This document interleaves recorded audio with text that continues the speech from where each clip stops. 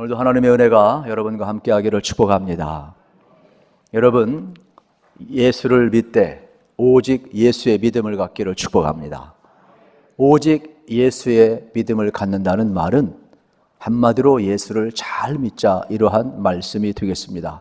한국교회가 정말로 교회 성장이 얼마나 급했던지 이 숫자에 많은 초점을 두고 오늘까지 달려왔는데 참 많은 부작용이 많습니다. 그래서 교회는 숫자보다도 더 중요한 것이 뭐냐? 예수를 잘 믿는 것이 중요합니다. 중세는 숫자가 많았습니다. 그러나 중세교회를 향하여 역사가들은 이렇게 평가합니다. 종교의 암흑기라고. 그러니까 숫자가 중요한 것은 아니지요. 예수 잘 믿기를 축복합니다.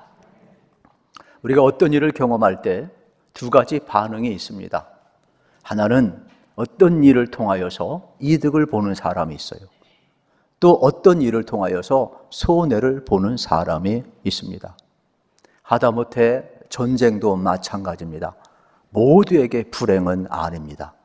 전쟁도 누군가에게는 이득을 가져다 줍니다. 우리나라 6.25 동란이 일어났을 때 일본은 우리나라 때문에 그 패전국에서 다시금 일어나 경제대국으로 여러분 우뚝 서게 된 겁니다. 이게 세상의 이치임을 우리는 알아야 하는 것입니다. 코로나도 마찬가지입니다. 코로나도 인류 역사상 이렇게 여러분 영향을 미친 것은 없었을 것입니다. 제가 아는 지식의 범위 내에서는 아마 가장 강력한 영향을 미친 것 같아요. 왜요? 현대는 교통이 발달되었습니다. 문화가 발달되었습니다. 그렇기 때문에 모든 것이 급속도로 퍼지는 그러한 시대에 우리가 살고 있습니다. 그러다 보니까 이 코로나로 인해서 고통당하는 사람이 참 많습니다. 특별히 피해를 본 곳이 있는데 우리가 잘 아는 것처럼 자영업자들이 많은 피해를 봤죠. 그리고 뜻하지 않게 한국교회가 많은 피해를 보아왔습니다. 코로나의 이 불씨가 한국교회로 옮겨버렸습니다. 이미 한국교회는 따가운 총을 받고 있었어요. 그래서 텔레비 뉴스나 인터넷을 보면 전부 다 교회 뉴스는 여러분 부정적인 겁니다. 거의 99%가 다 부정적인 것이었어요. 그런데 코로나가 터지면서 신천지 사건이 터지면서 이제 불똥이 교회로 다 들어와 버렸습니다. 그런데 이런 것보다 더 위기가 뭐냐면 세상의 공격은 여러분 이런 데 있지 않습니다. 기독교가 계속 공격받아온 그 핵심은 뭐냐? 이기적이라는 겁니다. 독선적이라는 겁니다. 왜 기독교만 구원이 있냐는 겁니다.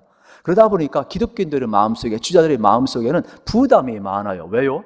여러분도 누가 왜 이렇게 독선적이야? 왜 이렇게 권위적이야? 왜 이렇게 이기적이야? 그러면 충격을 받아요. 멘붕이 와요. 내가 진짜 그런가? 나를 되돌아보게 되고 그 고치려고 많이 하게 되죠. 기독교도 여러분 절대 진리를 가지고 지금까지 살아왔는데 세상에서 하도 너희들만 구원이 있느냐 공격을 하다 보니까 우리도 모르게 다른 사람들을 어떻게 해요? 인정해가지고 또 그들과 함께 어울려 사는 법이 뭔가 다원주의 사상이 나오기를 시작을 한 겁니다. 그러다 보니까 이러한 사상이 어디까지 왔느냐? 나도 인정받기 원하면 상대도 인정해야 된다는 논리가 오고 이 포스트 모던 시대 절대주의가 사라지고 상대주의가 여러분 지금 세계 흐름 아니겠어요? 이러한 사상 속에 살다 보니까 너무 부담스러워서 종교 간의 대화가 이루어졌어요. 이제는 종교 간의 대화를 넘어서 타 종교에도 구원이 있다까지 나가게 된 거죠. 이게 문제가 여러분 되는 것이 되겠습니다. 역사 속에 이러한 신뢰가 있습니다. 천주교가 복음을 증언할 때 중국을 넘어서 우리 조선 땅까지 왔습니다. 그런데 유교 문화권 속에서는 이 제사의 문제가 심각합니다. 여러분들이 이 강북도로를 타고 저 양화대교, 성산대교를 가다 보면 그 어간에 여러분 절두산이 있습니다. 절두산은 왜 절두산이냐? 목이 잘려진 거예요. 예수 믿고 제사 여러분 거부하고 그래서 신앙을 지키려고 하다 전부 다 목이 달아나서 절두산입니다. 그런데 이렇게 유교 문화권에 강력한 저항이 있다 보니까 이것이 보고가 되었어요. 그래서 이제 바티칸 종교회의가 열렸어요. 거기에서 무슨 결정을 내렸느냐? 우리 중국과 또 조선 땅 여러분 이 유교 문화권의 강력한 저항을 그들이 타협하기 시작해요. 그래가지고 절하는 것은 우상숭배가 아니다. 그래가지고 어떻게 바티칸 종교에서 결정을 해버립니다. 그리고 나서 가톨릭이 제사를 허용했고 술과 담배를 허용하기 시작을 한 겁니다. 그러면 절도단에서 죽은 사람들은 어떤 사람들입니까? 신앙을 지키고 제사에 여러분 안 드리고 절하지 않아서 우상생배를 거부하다 죽은 사람은 어떻게 되는 사람들이에요? 여러분, 오늘 우리가 이러한 세상에 지금 살고 있어요. 그러면 역사 속에 이러한 타협점만 있느냐? 아니지요. 우리도 얼마든지 이렇게 갈 수 있다는 데 문제가 있습니다. 사람은 어려움을 만나면, 언제든지 장애를 만나면 변질을 가져올 수가 있기 때문에 그렇습니다. 우리도 눈치를 못 채는 거예요. 그러다 보니까 점점 성경에서 멀어질 수 있다는 데 문제가 있습니다. 이 다원주의가 바로 여기에서 나오게 된 겁니다. 말이 종교다원주의지 만을 따자에 으뜸원자를 쓰거든요. 어떻게 으뜸이 많습니까? 으뜸은 하나밖에 없어요. 진리는 하나밖에 없어요. 그러니까 이 다원주의란 말 자체는 성립이 되질 않아요. 그 말 자체가 모순이에요. 그런데도 쓰고 있어요. 왜요? 말도 안 되는 세상이니까. 여러분, 이론주의는 맞아요. 으뜸은 하나다. 그 말은 맞아요.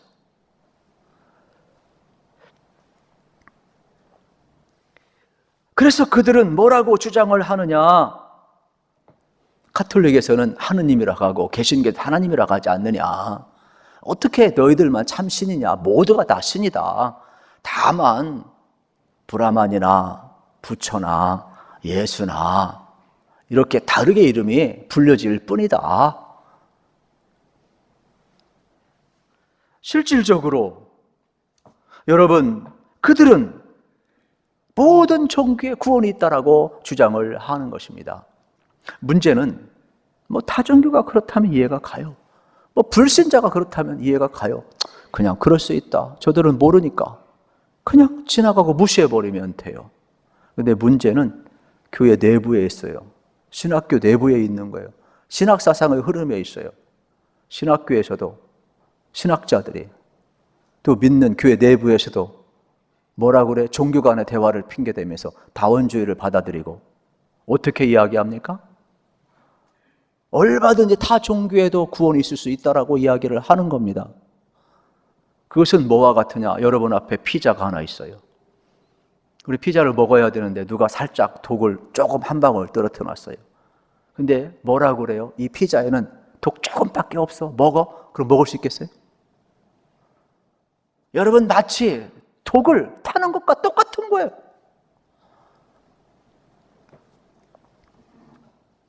그래서 오늘 우리는 흔들리는 세상 속에 지금 살아가고 있습니다. 더욱더 하나님의 말씀을 들어야 믿음이 생기든지 말든지 하는데 예배까지도 마음대로 못 드리니까, 이것까지 양보해버리니까 믿음은 점점 미끄러질 수밖에 없어요. 믿음은 들음에서 나고 들으면 그리스도의 말씀으로 말미암다 그랬거든요. 그렇기 때문에 예배가 중요한 거예요. 더 큰 문제는 뭔지 아십니까? 우리의 삶에 있어서 계속 코로나가 지금 흔들어내고 있는데 우리가 어느 때 흔들리느냐? 한 4가지 현상이 있어요. 그건 뭐냐? 의심이 자꾸 생길 때 흔들리게 됩니다. 기도했는데 응답이 안 돼요. 하나님이 살아계시면 세상에 좀 악은 망하고 좀 선이 승리해야 하는데 악한 사람이 더 잘 되는 것 같아요. 이게 남들 세상에서 벌어질 때는 그렇게 하고 넋두리로 넘어가는데 내게 불행이 다가와요. 내게 어려움이 다가와요. 그러면 막 흔들리기 시작을 하는 거예요. 여러분, 믿음이 흔들릴 때 그때가 찬스예요. 깨어나셔서 반석 위에 굳건한 믿음의 서시기를 축복합니다. 흔들릴 때 여러분, 의심은 죄는 아니지만은 계속해서 흔들리면 흔들린 이는 빠지게 되어 있어요. 태산도 흔들리면 무너지게 되어 있어요. 그러므로 여러분들이 의심이 올 때 거기서 끝나지 마시고 굳건한 믿음, 반석 위에 꼭 서시기를 축복합니다. 두 번째로 여러분, 신앙이 어느 때 흔들리느냐 하면 이 떠날 때 배교가 이루어지게 돼요. 기분 나빠, 교회 안 와. 떠나가 버려요. 문제는 떠나면 구원이 없다는 데 문제가 있어요. 이단으로 가도 구원이 없고 다른 곳에 가도 구원이 없고 문제가 그거예요. 구원이 있으면 가세요. 성경 사도행전 4장 12절은 분명하게 이야기를 합니다. 다른 이로서는 구원을 얻을 수 없나니 천하 사람 중에 구원을 받을 만한 다른 이름을 우리에게 주신 일이 없음이라 하였더라. 오직 예수 이름 외에는 구원을 얻을 만한 이름이 없다라고 하나님 말씀하셔. 이게 하나님이 정하신 거예요. 우리가 고속도로를 갑니다. 어떤 데는 100km, 110km, 어떤 데는 80km, 어떤 데는 60km, 어떤 데는 40km. 또 이렇게 여러분 아이들 그런 학교 같은 데는 또 20, 30 이렇게 가야 돼. 왜 여기는 20이고 왜 저긴 60이고 왜 저기는 100이냐고 따지면 안 돼요. 그냥 법이요. 그냥 지키면 되는 거예요. 여러분 하나님이 오직 예수님을 통해서 구원의 길을 열어놓으셨어요. 이게 하나님의 법이에요. 여러분 믿으면 구원받을 줄로 믿습니다. 그러니까 우리 인생길을 걸어가면서 다른 이로서는 구원을 얻을 만한 이름을 우리에게 주신 적이 없다라고 이야기를 하고 있어요. 그래서 우리는 하나님의 법을 지켜야지 의심하고 배교하고 타협하고 그러면 안 되는 겁니다. 그래서 실질적으로 예수님께서도 세 번째 이 타협하고 변질되는 것이 얼마나 무서운지 이렇게 이야기합니다. 나더러 주여 주여 하는 자가 천국에 가는 것이 아니고 아버지의 뜻대로 행하는 자가 천국에 간다고 내 형제요 자매라고 이야기를 하는 겁니다. 여러분 안 믿어서 지옥 가나 변질돼서 지옥 가나 똑같다 이 말이에요. 과연 오늘의 시대를 보며 초대교회 순교자들은 뭐라고 이야기를 할까? 이 말세에 여러분 징조를 바라보며 우리는 어떻게 살아야 할까? 오직 예수가 지금 흔들리고 있어요. 전 그래서 여러분을 좀 축복하고 싶은데 여러분 흔들린 세상이지만 끝까지 견디시기를 축복합니다. 끝까지 견디시려면 교회 생활은 두 가지를 잘해야 돼요. 하나는 뭐냐? 예수 믿고 교회에 나왔으면 성장하시고 성숙해야 돼요. 내가 성장하고 성숙하지 아니하면 예수 믿는 동안에 흔들리고 배교하게 되고 떠나게 되고 시험 받게 돼요. 그래서 성장하고 성숙해야 돼요. 그리고 끝까지 남아있어야 돼요. 끝까지 견디시기를 축복합니다. 나는 포도나무에 너희는 가지라 그랬어요. 떨어지면 안 돼요. 공동체에 떨어지면 안 돼요. 아무리 옆에 꽃이 화려해도 이거 1, 2주면 다 사라져 없어져요. 여러분 공동체를 떠나는 것 자체가요. 자기가 대단한 줄 알지 떠날 때는 그렇지 않아요. 끝까지 붙어 있어야 돼요.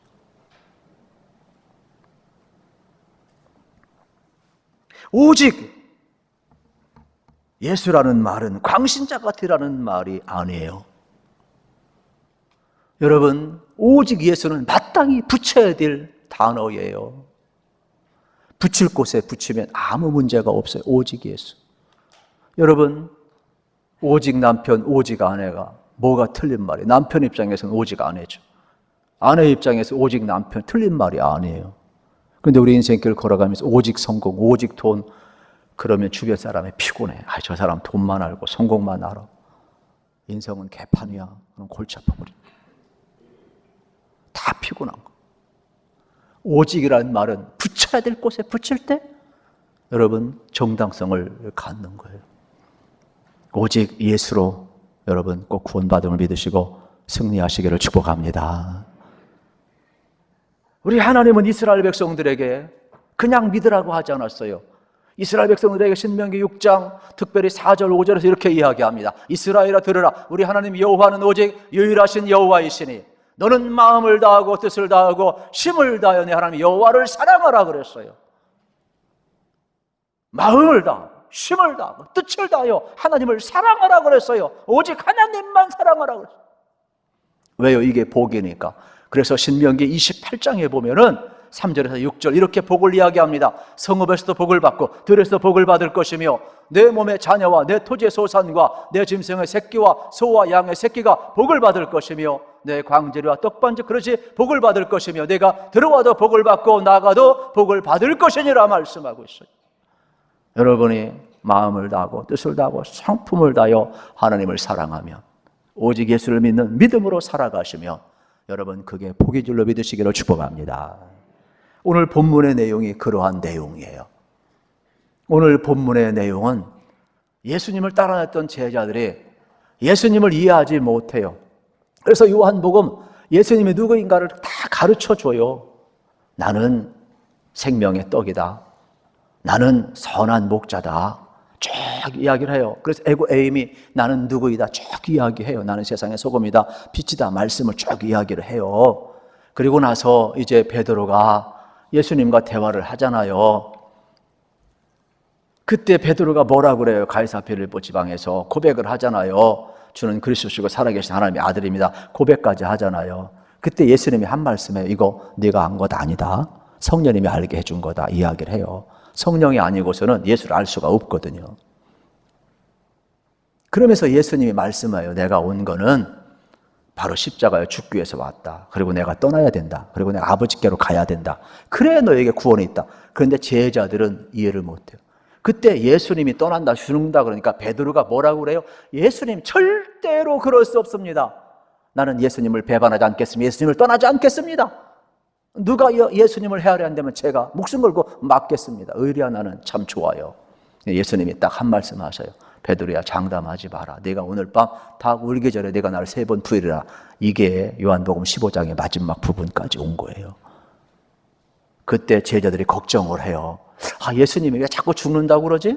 왜 예수님이 자꾸 떠난다고 그러지? 제자들을 깨닫지 못해. 그때 불안하니까 우리랑 똑같은 거예요. 우리가 불안하잖아요. 그때 너희는 마음에 근심하지 말라. 하나님을 믿으니 또 나를 믿으라. 내 아버지 집에는 갈 곳이 많도다. 내가 너희에게 가면 또 너희를 나 있는 곳에 영접하게 하리라. 내가 가는 길을 너희가 알게 될 터인데. 여러분, 예수님이 이렇게 쭉 이야기를 하는 거예요. 그런데 도마가 정직하잖아요. 이야기를 해요. 예수님, 5절에 보면 예수님은 가는 곳을 모르는데 그 길을 내가 어떻게 압니까? 이게 도마가 예수님 앞에 질문한 내용이에요. 여러분, 예수님을 알아야 돼요. 예수님에 대해서 정직한 의심을 가져야 돼요. 예수님이 누구십니까? 물어야 돼요. 자꾸 여러분, 의심은 죄가 아니에요. 불신이 죄지. 정직한 도마에게 예수님 말씀하셔요. 뭐라고 말씀하셔요? I am the way, I am the, 여러분 truth, I am the life 이야기를 하는. 나는 길이다, 나는 진리다, 나는 생명이다 이야기를 하는 거예요. 그래서 어떤 한 길이 아니라 그 길, 어가 아니라 the way, 유일한 길, 오직 하나님께로 가는 유일한 길, 이 십자가, 오직 예수 그리스도, 내가 하나님 나라 가는 길이다 이 말이에요. 너희들은 나를 알았으면 아버지를 알 것이다. 진리도 여러 개 있는 건 진리가 아니에요. 진리는 딱 하나인 것이죠. 여기서 이야기하는 생명은 여러분 이 푸뉴마, 영, 푸시케 이러한 생명이 아니라 조의 영원한 생명을 이야기하는 이터널 라이프, 영원한 생명, 예수 그리스도 안에는 영원한 생명이 있음을 이야기를 하는 거예요. 그래서 우리가 죽음을 넘어 영원한 생명, 하나님 나라 소유한 자들 아니겠어요? 여러분, 저도 그렇고 여러분도 그렇고 우리가 예수님이 여러분 우리의 유일한 구원자임을 믿습니다. 그러므로 예수님을 잘 믿으시길 축복합니다.